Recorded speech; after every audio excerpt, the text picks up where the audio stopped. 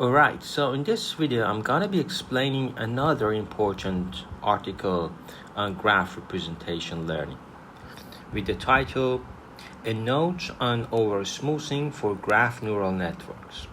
This paper in 2020.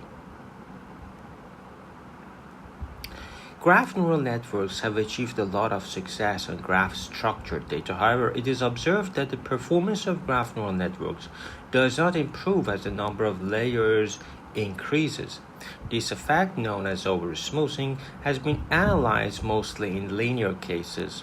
In this paper, we built upon previous results to further analyze the oversmoothing effect in the general graph neural network architecture. We show when the weight matrix satisfies the conditions determined by the spectrum of augmented normalized Laplacian, the Dirichlet energy of embeddings will converge to zero, resulting in the loss of discriminative power.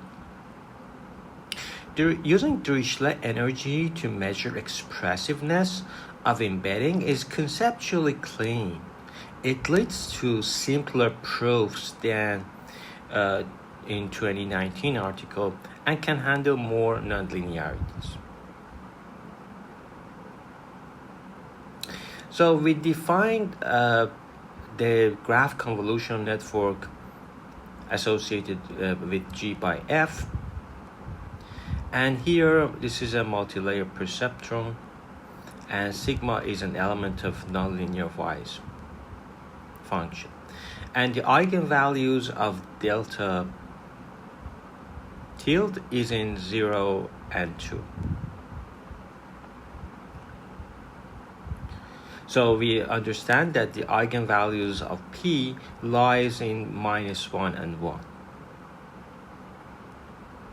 So the main result, first we should define Dirichlet energy.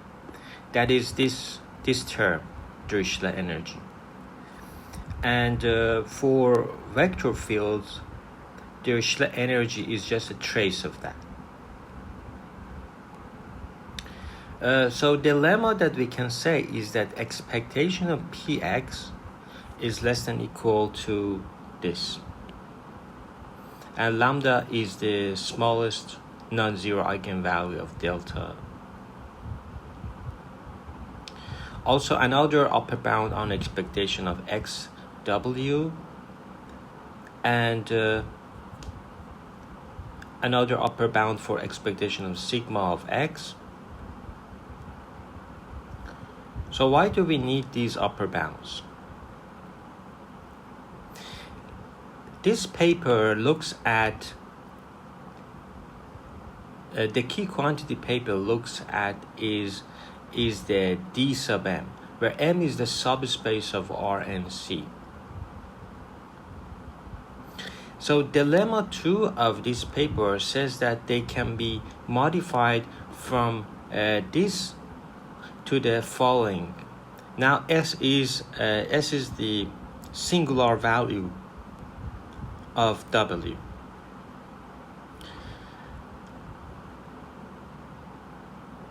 So as for nonlinearity, mentions for that their analysis is limited to graph neural network with ReLU activation function because they implicitly use the property that ReLU is a projection onto the cone.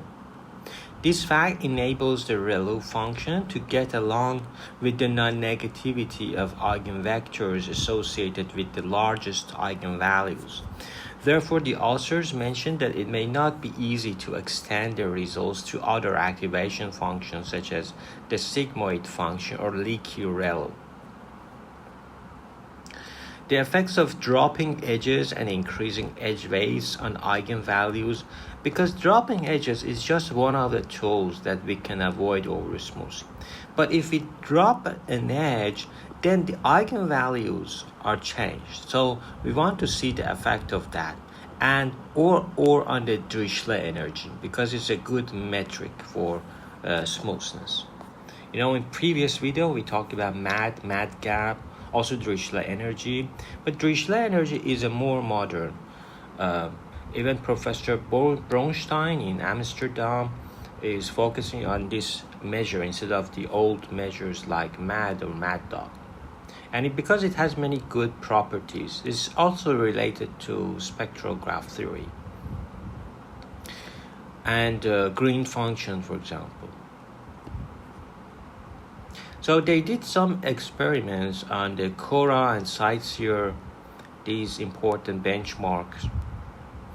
So the effect of increasing the weight of edge and dropping edges is dual to each other. Increasing weights of a few edges to varying height value is similar to dropping a lot of edges in terms of eigenvalue and Dirichlet energy. So this is the good thing that we need to know.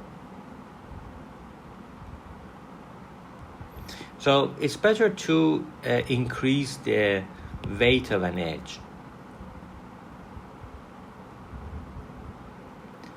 because that has similar effect like dropping an edge, dropping many edges.